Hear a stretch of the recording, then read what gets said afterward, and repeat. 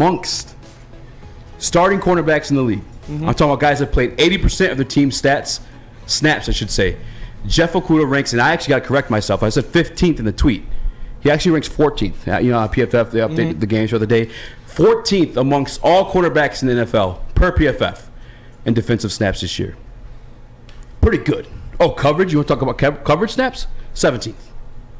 And obviously you can take that out of context. If you go, you take off the 80% of snaps, and you want to go by everyone, because there's guys in there with like 2 snaps, 1 game played, and they'll be in there too. But for in terms of like ballers, guys that actually seen the field starting, he is quite literally top 15 in the league. And you just love to see it. As a guy, as we drafted number 3, we were heartbroken. He's being called the bus all over town. Like, yeah, it's just nice to see him on the field and producing. It was my bold prediction at the beginning of the year was that El Jefe would lead the team in interceptions. Yeah.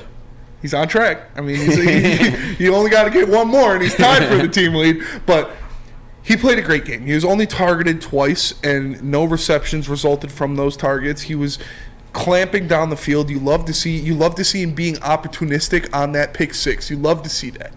He was making plays when they were there to make. Obviously, Justin Fields did not throw the ball as much. I believe he only threw 20 passes in the game.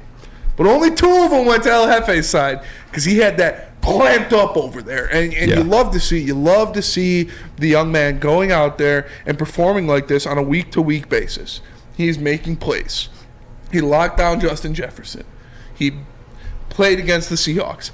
He went out there and had a great game. And I'll admit, the Bears' receiving core is subpar, but they're still NFL players. Chase Claypool is still a guy that can beat you deep. Is still a guy that can make contested catches. Darnell Mooney is not someone to spit at. Like, he is a good receiver.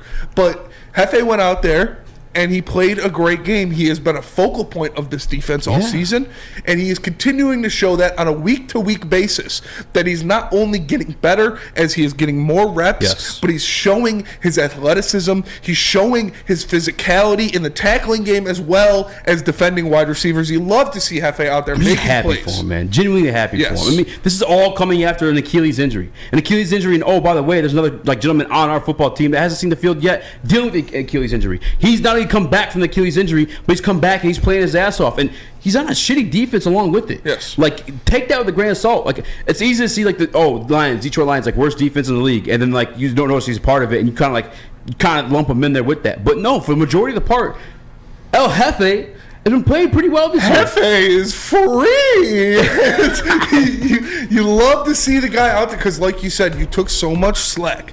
I was always on the part of, we haven't seen the guy.